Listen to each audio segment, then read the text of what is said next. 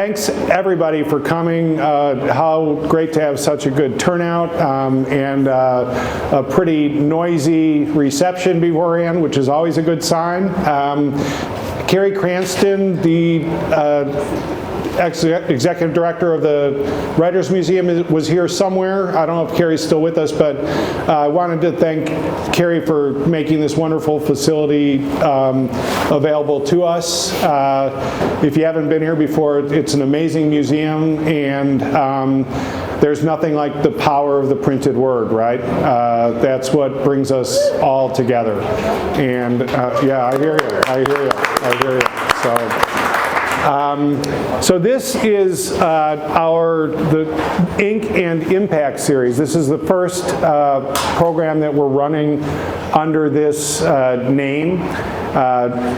I guess it's almost self-explanatory. Ink, we're involved sort of in the digital version of Ink, and we're all about impact, journalism that has impact, that leads to reform, that leads to better in some way. That's why the word Better Government Association, the word better is in our name.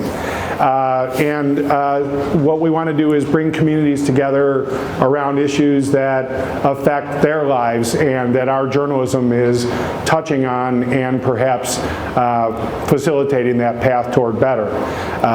The BGA is 100 years old, and we are known primarily for our investigative reporting, but for the last couple of years we've made a major push into solutions-focused journalism, which is designed to take the investigative findings that we develop and then say, well, how can things be better? And what is the path toward something different? It is not advocacy. It's investigative journalism, but with a focus on what could be better. And we're getting better at it. It's a learned new style of reporting. It's new for our staff. And one of the reasons that we wanted to get everybody together here today is to introduce Ruby Bailey, our new editor, who is on board in part because of her focus on solutions journalism and her ability to really help us all learn this craft. We're still doing serious, hard-hitting investigative reporting. We've got some great stuff in the works, and we have some really good solutions work also in development. So please keep an eye on the work that we publish on the Illinois Answers Project website, as well as with our publishing partners here in Chicago and across the state. So without any further ado, I want to introduce our two speakers. This is going to be a conversation between Tim Franklin, who's a dean at the Medill, Northwestern University's Medill School, one of the top journalism schools in the world, and also a BJA board member, and Ruby Bailey, our new editor. So Tim is title is Senior Associate Dean, Professor, and John M. Mutz Chair in Local News. John M. Mutz is a former Indiana governor, and Tim is a Hoosier through and through, and so it's a name I think he wears proudly. Before joining Medill 7 years ago, Tim was the top editor at the Indianapolis Star, the Baltimore Sun, and the Orlando Sentinel.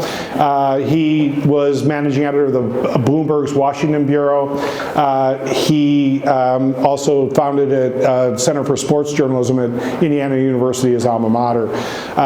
He's a native of Mooresville, Indiana, played basketball there, if I'm not mistaken, and spent his early chapter of his career at the Chicago Tribune, where he was covered the State House, covered City Hall, ended up being the sports editor and then the business editor, where he hired an aspiring young columnist by the name of David Greising. So thank you, Tim. I appreciate that. Best hire I ever made. And I have to say, he doubly returned the favor, because when I got this job about 6 years ago, I believe you were the first new board member I recruited. Mm-hmm. And so that's the official resume. I want to tell you just what does that mean to have done all that stuff. So a few kind of highlights that come to mind when I think of the journalist Tim Franklin. I think of in Orlando as editor-in-chief after Dale Earnhardt died in the Daytona 500. It was very important to find out what happened there. Tim sued to obtain the photographs of that crash. He had death threats. His house was picketed. This was a huge problem in the state, and it turned out his journalistic instincts were right, that the crash showed that Mr. Earnhardt's neck had snapped in the crash, which was not the official story of NASCAR at the time, and safety measures have been put in place that have saved hundreds of drivers' lives. In Baltimore, when the governor blacklisted a reporter and a columnist for The Sun, Tim sued the governor to put an end to that malarkey. And in Indianapolis, when Bob Knight, whom he had covered as a student at IU's paper, was caught choking an athlete, Tim assigned a team of probably, I'm guessing, 50 people. Tim's a flood the zone reporting editor, and did some great reporting that led ultimately to Bob Knight's ouster. At Medill, Tim is now training his sites on what is going on in journalism and the breakdown of the traditional business model for journalism and the impact that that is having.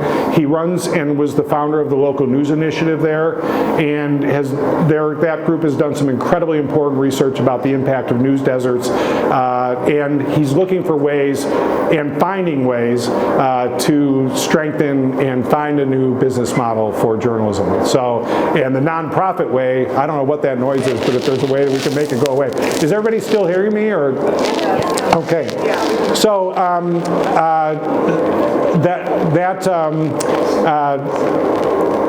that is kind of who this guy is, and so here you go, Tim. Can you please come up? Thank you.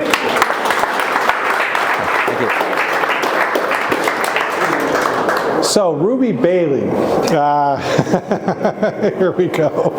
Ruby has been here for, what is it now? Oh, it's either she got past her 90-day trial period, so congratulations. Oh, in 2 days, okay, 2 days. Well, I hope it goes well tonight.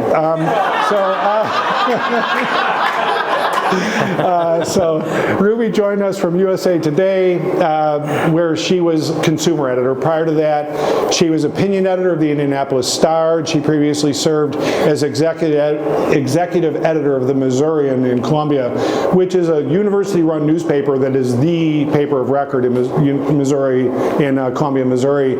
And the skills she learned there, not to mention her native intuition for coaching and training and exhorting and pounding the table with journalists, I think are skills she's applying quite well in her role here. So that's the official, let me give some more. Grew up in Detroit, started a professional career in Flint, Michigan, moved to the Free Press, worked in their Washington bureau, was embedded in Operation Iraqi Freedom, graduate of Wayne State University, and a master in theology from Biola University. So, now the detail part. USA Today, she did, after the George Floyd murder, she led a project focused on the impact of fair housing on black home ownership and diversity in C-suites. At the Star, I remember when I was recruiting her and she talked about her role as opinion editor, she got out in the streets, got out in the neighborhoods, and gave voice to people who aren't typically featured in the opinion pages of the Indianapolis Star. And at the Free Press, she did some award-winning coverage about tensions between Muslim and black residents after the shooting of a black man at a gas station. And I want to add one personal note that as a young person, she visited her grandparents in Flint, Michigan, and her grandparents' home was a place where people, as part of the Great Migration, coming up from the South looking for a new life up north, that was the house they went to and said, okay, I need somewhere to stay while I look for a job. And your grandparents found people jobs at the Buick plant or at the, there you go. And I sense that was a very impactful experience in Ruby's life. And so we're thrilled to have her with us and thrilled to have her here with us tonight. Thank you very much, Ruby and Tim. So welcome. It's great to have you in Chicago. I'm thrilled and delighted that you're part of the family here. Thank you. So other than Chicago's great spring weather, oh my goodness. Can you talk a little bit about what attracted you to this position with the Illinois Answers Project and the BGA? What brought you? Certainly. So I am a bit embarrassed to say that I had not heard of the BGA when I first got in the call. So doing my due diligence, was able to find out a lot about the great journalism and the legacy of journalism that the BGA has had for 100 years, and looking at the content, the stories that have been done, and the impact, and seeing the way they were now trying to position themselves to serve communities through solutions frame stories and through the type of impact that they wanted to have and how that could benefit throughout the state, right? People throughout the state. So certainly the opportunity to do fantastic journalism and work with a staff of journalists that are bar none some of the best I have ever seen, and to help them figure out the way to continue to do the great work that they're doing, but certainly to help us figure out how best to deploy those resources for the benefit of communities and people throughout the state of Illinois. So it was my honor to be able to come here, certainly meeting everybody and getting to know them. They are a fantastic group of human beings who have journalistic integrity and standards to which I'm extraordinarily proud to be able to work alongside. So, and David's okay. Yeah, you just don't know them well enough yet. I think that's the issue. So we do solutions journalism education at Medill, Yes. and we have a solutions journalism hub that is helping train newsrooms around the Midwest on solutions journalism. But I'm sure there are a number of people in the audience who may be wondering, what is solutions journalism? How do you define it? And what exactly is it? How many of you are familiar with solutions journalism? Everybody yep, that's right. That's pretty good. Okay. Okay. So tell us about solutions journalism. So certainly, solutions journalism started probably about 10 years ago, if I'm estimating right, in response to concerns that journalists typically outline and detail problems, and that what we don't do is rigorously investigate responses. So we won't necessarily call them fixes or solutions, but responses that have been put into place in response to systemic issues. So to do so, the Solutions Journalism Network came up with 4 standards and 4 what they may call pillars to look at the response, to examine the evidence for it. So evidence that it is, of how it's performing, to look at the limitations of it, because no response is going to be perfect. There is no perfect fix to long-term systemic issues, and to then offer insights of how we along this journey, as they say, how this might how we might be able to impart this. So I kind of call it context, but it's insights, and that one's kind of tricky for me as a journalist, and it may be kind of tricky for others as well, because you can veer sometimes into advocacy, and that's not what we do. But so to do it well, to do it right, and to do it at the best, like the highest caliber, it's a challenge in some ways to make sure that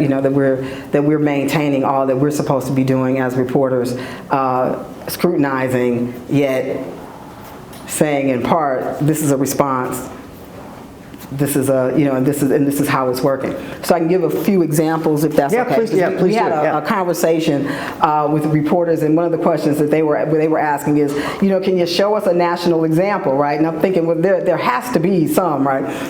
And there are a few examples that I would give. A couple of them are local to our staff, because I always want to shout out the work that we do. So one of our reporters, Alex, has done a few stories that I would recommend that folks might be familiar with. So one of those is his work on the Evanston bike lanes, and looking at how they're doing that versus kind of what Chicago's doing. And then he also did some great work out of Denver, looking at home inspections and how those things are to kind of make sure that properties are up to par. But there was also a national story out of the New York Times last year, I believe, and it looked at homelessness. So you've got this systemic issue of homelessness. We all know what the issue is. We all know that it's a problem. So we have this systemic issue, and they looked at a program in Houston that was able to take 25,000 people out of homelessness. And so they rigorously investigated that bigger systemic issue and how that particular response was working. And they did more than one story, maybe 2 or 3 stories on that particular program. So that would be an example of a solution story that takes a deep dive into a systemic issue and tells us, for better or for worse, how it is working. Yeah, I almost like to think of solutions journalism as investigative reporting plus. So you know, people, I think rightfully complain about, oh, you journalists just report about problems and you don't ever report about how these potentially could be fixed. Not to prescribe solutions, but to at least write about possibilities for fixing some of these vexing problems. And so I think of solutions journalism as actually in some ways being more difficult than a traditional investigative story, in that you have to take your reporting beyond the problem to investigate and write about how this could be addressed by a community. And I also think that, you know, there's a trust problem in media, especially with national media, and I think one way to help build trust with audiences is to write about potential solutions to problems in ways that help communities or a state eventually. So I don't know, is that your take as well? I do, yeah, I would agree. Yeah. I think that it can give communities the ability to advocate for themselves, because they can see, you know, things that and they can apply it, you know, to their own situations or to their own cities, their communities, their concerns. But certainly that there is the ability there to help them in ways that are different. I think in some cases, depending on the areas that we're covering, people know what the problem is. They may not, by the time we've written about it, they may not know the depth and the scope that we are very rightfully, as a part of our duties, bringing like to the forefront. But they know what the problems are. And so what they may not know, what they may not have access to, what we may be able to bring to that conversation is what some of the responses are from communities outside of theirs, and that may be a way for them to be able to advocate with their leadership for change. Right. Well, thank you. Yes, sir. Thanks for that explanation. I appreciate it. And even predating your arrival, and just to give a bit of a shout out to David, who did a great series, I thought, in the Tribune about the state's pension crisis. And you know, we all know there's a problem with pensions in Illinois, and the pension system's potential insolvency down the line if this isn't addressed. But I thought that was a great example of writing about ways that it could be addressed by state policymakers. Now we'll see if they actually do it. That's a whole other program. We'll address that. More on that later. Yes. What are your perspectives on the current state of local news in the U.S., right, as part of your work, and particularly in Illinois? And if you could speak a little bit about the news yesterday from WBZ, how that might play into what your perspectives might be, and what that means for the future of journalism, local journalism, especially here. Sure. How much time do you have? Oh, no, I haven't gotten the signal to stop. So I don't want to sit between you and dinner. So at Medill, we have a project called the State of Local News Project, and we have the largest database of local news organizations in the country. And so why did we build this, and why do we have it? It's so that we can track trends that are happening in the local news industry, and so that we can spot what we refer to as news deserts. These are counties, areas of the country that literally have no local news. So there are now 203 entire counties in the U.S. with no local news, no newspaper, no digital-only site, no ethnic media, no public radio, nothing. There are another 1,558 counties with only one local news source left for an entire county. So, and we're losing on average about 10 plus newspapers every month. 2.5 a week across the country. We've lost a third of all newspapers in the last 20 years. And so the local news business model has collapsed. And this is something that doesn't just have an impact on the industry, although obviously it does, but it also has an impact on communities, and it has an impact on democracy. There's now research that shows that in news desert communities, civic participation declines. Fewer candidates running for office, lower turnout in local elections. There's research that shows that government spending goes up in news desert counties, that corruption rises in news desert counties. So these are very tangible things that we're talking about. And you know, at Medill we created using predictive analysis, and we have data scientists at the school. There are about 225 counties that we put on a watch list. So these are counties that have one news source left and have all the characteristics of other news desert counties. So that map says in the next 5 years we may lose another 225 counties to becoming news deserts.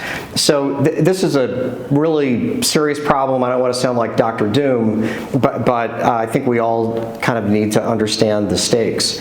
In terms of what happened yesterday, you heard about the layoffs at WBEZ and the Chicago Sun-Times. And so, you know, public radio across the country is having challenges.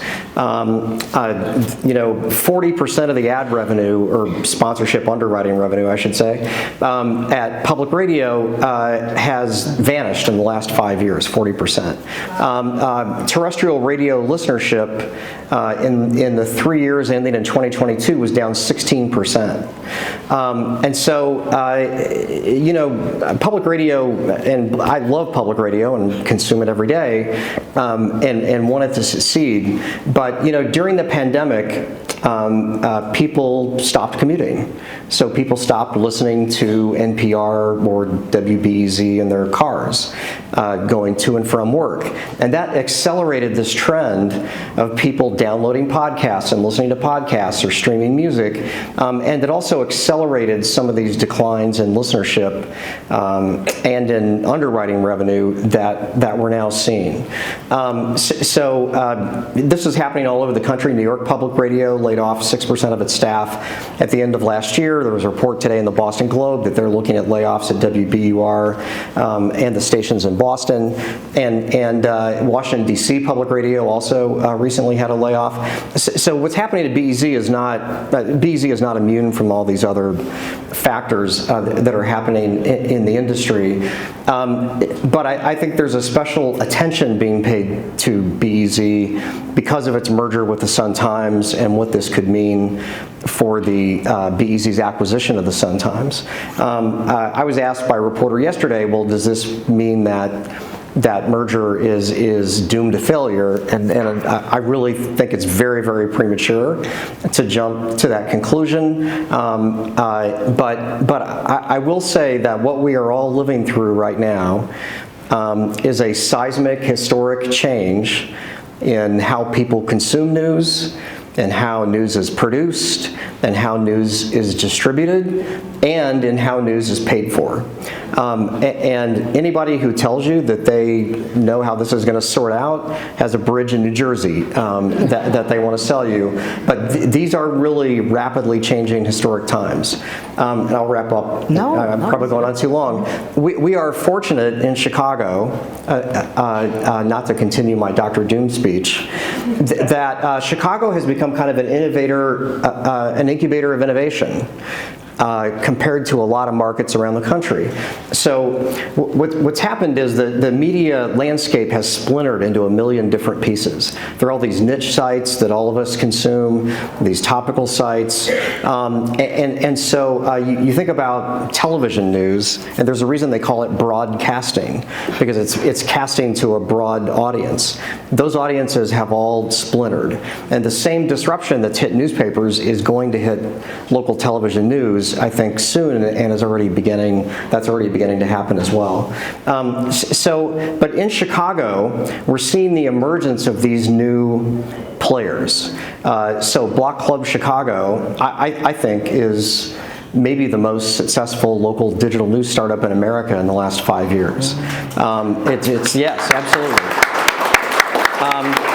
they know their audience. They serve it intensely. They're doing hyper-local news coverage that was a void in the market, and they've grown incrementally and smartly over time. They have a diversified revenue model. I think they're doing great.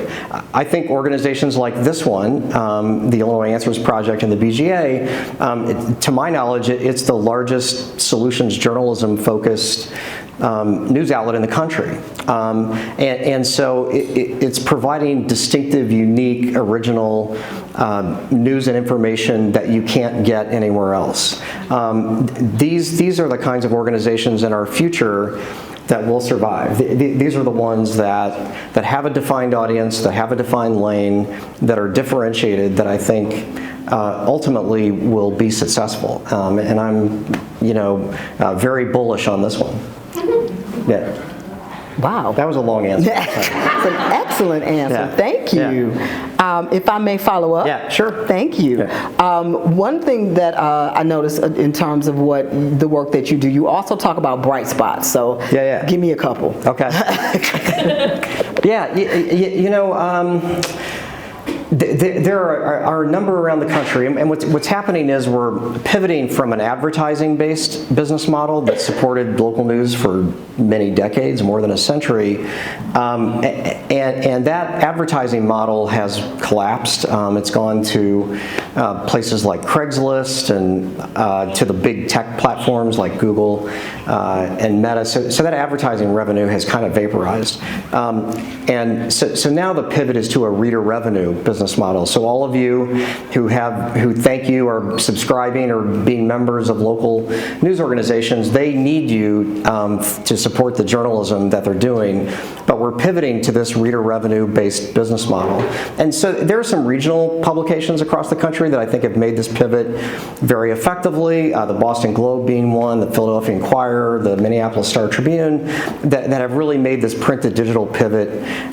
The Arkansas Democrat Gazette, I love this story. They decided that they were going to give every subscriber an iPad. So they went out and spent millions of dollars on iPads on the bet that they would save enough money in printing and distributing the newspaper that the iPads would pay for themselves, and that subscribers would be so loyal because they had these iPads given to them by the newspaper that they would continue to subscribe and continue to hang on to their iPads. And the deal was, if you gave your iPad back, or if you canceled your subscription, you had to give the iPad back, right?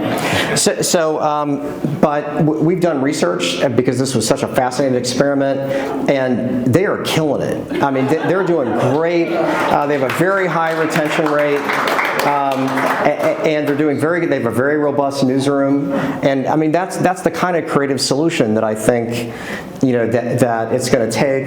There are a couple of other great stories. One of them is solutions journalism related in Richland, Ohio, in the north central Ohio, a digital-only startup called the Richland Source, which is focused on solutions journalism in that community.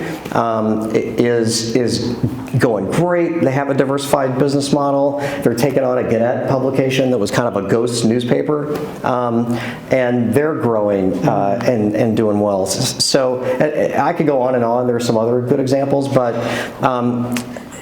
in the end, I think that it's going to take a lot of entrepreneurship, maybe some public policy, and I served on the bipartisan Illinois Local News Task Force. There's now legislation pending in Springfield to try to help the local news industry. If anybody's interested, I'd be happy to talk about that. But that could play a role too.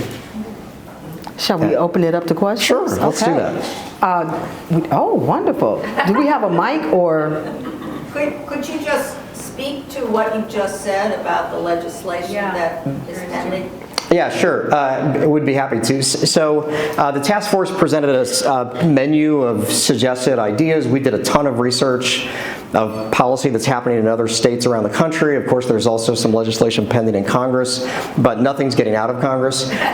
So the real action is at the state level. There are now 14 states that have either passed legislation or are considering legislation to help local news. In Illinois specifically, there are two bills that are pending right now in the Senate Executive Committee. One of them, and the most controversial and the one that's getting the most attention, is one that would require big tech, so I'm talking Google and I'm talking Meta primarily, but others, would require them to reimburse local news organizations for use of their content. And so, yes. This, as you can imagine, this bill is being heavily lobbied in Springfield, but similar legislation has been passed in Australia and in Canada. Google just settled with the Canadian government a couple of months ago and is now contributing $100 million annually to local news in Canada. So we'll see what happens with it. This could be a game changer, I think, if it were to pass. You know, the bargain that was struck was that Google or Meta would say, we're going to deliver so much traffic to your website, you'll get so much programmatic ad revenue from that you'll be great. Well, that didn't really happen. And so the news organizations that are producing the content are basically not receiving the benefits of all the labor that goes into that journalism, and the platforms are reaping the ad benefits of that. So we'll see what happens with that. It's very controversial. We'll see if it passes. And then there's legislation in a separate bill that would provide tax credits for people who subscribe or become members of news organizations, a tax credit for small businesses that advertise with local news, tax credit for local news organizations that hire journalists up to a certain cap. And there's also an advertising set-aside that says that state agencies must spend up to 50% of their ad spend with local community-based news organizations instead of giving it all to Google and Facebook and the others. And New York City actually adopted this policy a couple of years ago, and it seems to be going well, and it's injected $25 million, I think, into New York news organizations. So all that's still pending. We'll see what happens over the next 6 or 7 weeks. Can you speak broadly about what differentiates the successful news organizations that have made the digital pivot, or actually some organizations lag in putting up a paywall? That was the initial response, but obviously to successfully negotiate the new digital world, they've taken more steps than that.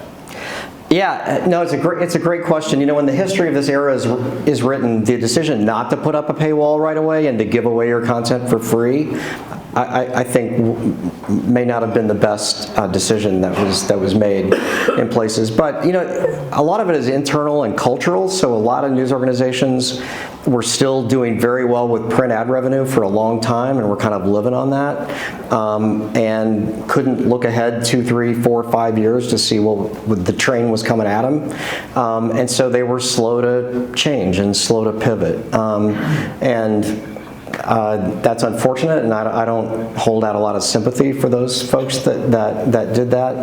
And I also think that in a reader revenue model, I worry a lot about small and medium-sized communities. Do they have the scale to support a reader revenue business model? And I don't know. And then I also worry about areas where there's no access to broadband. You'd be surprised. They're huge, and we've done the research on this. There are big swaths of the country with no access to broadband. And so doing a digital local news startup doesn't work if you don't have broadband. So that's a technological problem that still exists. So I think we're still sorting this out. But and there are examples of outlets that have made this pivot and that are doing well. And so hopefully people will see that and build on that. No. I think right here. Yep, that's the one I saw. You keep using the word journalism, as if it's assumed somebody in a newsroom is a professional journalist. But I can picture somebody with a very specific political agenda creating an organization that does something similar to what the Answers Project does. And so, can you talk a little bit about professional standards and where that sits today? Do you want to take that? You want me to take it? What was she? Standards. Standards. Yeah. Journalism. Okay. Do you want to Sure. Okay. So, I mean, and you certainly can weigh in, but for Illinois Answers and the BGA overall, we would have, we have journalistic, and I would say many media outlets throughout the country have journalistic standards that prohibit us from extending our personal viewpoints when we behave at our best, that is, from exhibiting our personal viewpoints and having that impact our coverage and having that influence our coverage. So we do have standards, and we also have guard posts within our organization for editing, right? So and reporters have their own guard posts for themselves. They challenge their own implicit biases. They are looking for multiple sources on stories. We are verifying information. Editors are fact-checking, verifying. It's not you all I'm worried about. Okay. I give money to you guys. Oh, well, thank you. Yeah, it's a great question, and so if you think about it, you're in your news feed, and stuff just is coming into your news feed. It's hard to distinguish what's real from what isn't, and so there's this wildfire of misinformation and disinformation that's out there, and it's especially going to happen this year. And so we've also done research, others have done research on the whole notion of pink slime local news. Local, and I put news in quotes, local news sites. There are now about an estimated 1,200 of these around the country. Have you all heard of pink slime? Well, okay. So what pink slime is, like that gooey stuff in ground beef at the grocery store that you like not to think about. But it's not a reference I particularly like or want to visualize. So partisan players on both sides, especially more so on the right, political action committees, politically motivated folks have created news sites. They look like news sites. They have the visual aesthetic of a news site, but they're really just partisan propaganda through and through. And they do them in print as well as online. And these things are proliferating across the country.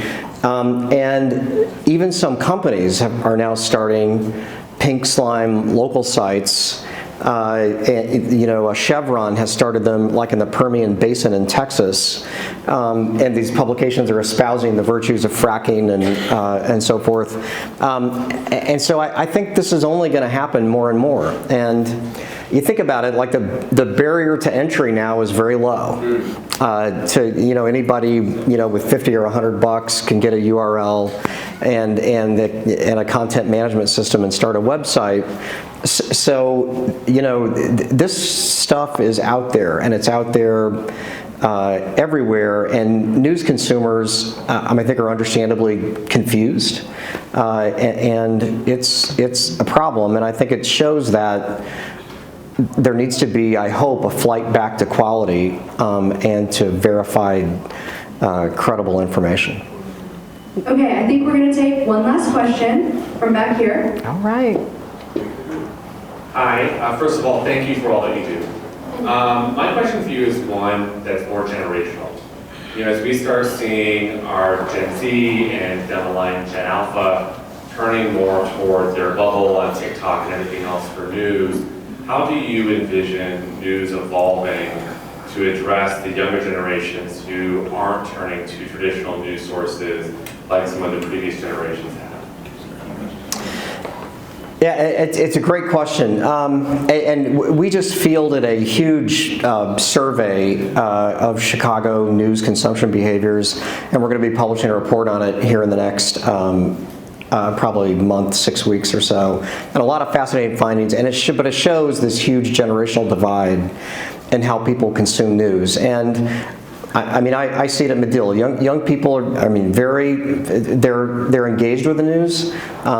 They're very mission driven and very focused, but they consume news differently through video, through visuals, and that's great. But a lot of news organizations have not responded to that generation's need for news and how they want to receive news. And that's why I say we're going through this seismic change in how news is produced and distributed. You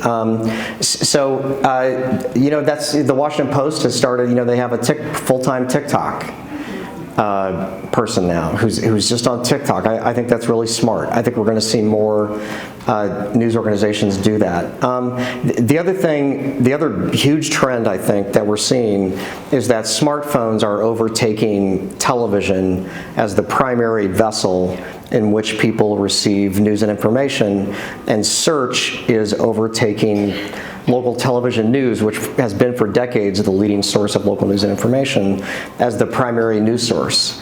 And so that means that smartphones and how news is displayed on smartphones and how you report news needs to be done with smartphones in mind, because that's the place people are reading. And Mark Thompson, the CEO of CNN, you know, is just doing a big reorganization, and a lot of it is focused on this shift from linear television to smartphones. And he's shifting resources away from linear television and over to the digital and mobile side. So these are interesting times. If I may just add to that, one of the things that I've noticed as well, and I will say this as a proud grandma of 3, is what we think of as news and what younger generations may think of as news. In addition, I think that the ways in which, when you mention smartphones, the ways in which they receive that news or that information, and media outlets that are like Outlier in Detroit, because that's where I'm from, like Outlier in Detroit, where they use text messaging to share news. There was an outlet, and forgive me, but I forget the name of the city that it was in, but they would post questions on in public places, in neighborhoods, in public places. So say it's a pole, right, an electricity pole. And the question would be, what do we need to do to make things better? Text me your answer. That would produce news, right? So I think we will, you know, as an industry overall, have to consider what's news and how to deliver it to people where they are or where they want to be and how they want to receive it. And we haven't even talked about AI. No. Which is gonna completely change how we get news and information. Yeah. Talk about AI for 1 second before we shut down. Well, everybody wants. Okay, so just quickly, I've been working on a report on this that's going to publish in the next month or so. We interviewed experts all over the world about this. It could be a positive tool because news will be more individualized and personalized for you by AI, so I think it'll make news even more relevant. It's a powerful tool for investigative reporting and database reporting, which I think is great. The existential question is, right now when you do a search on Google, up comes a series of links, and you can then click on those links and go to largely a local news site to get the answer to your question. AI eliminates that whole step in the process. You ask a question, and AI answers your question. Like the Illinois Answers Project answers your questions. But it will answer the question, so it doesn't take you to the local news website. So traffic, which has already been dropping precipitously for the last year or so because of loss of referrals from social and Facebook and also search, could really plummet. Because of these AI engines. So that, from a existential business standpoint, I think that's the biggest concern. And there's now, the New York Times has filed a lawsuit against Microsoft and OpenAI for illegal use and for copyright violations. There are going to be more lawsuits. Gannett's also now filed a lawsuit. This is going to be, for all the attorneys in the audience, this is going to be the mother of all copyright legal cases for the next 5 or 10 years.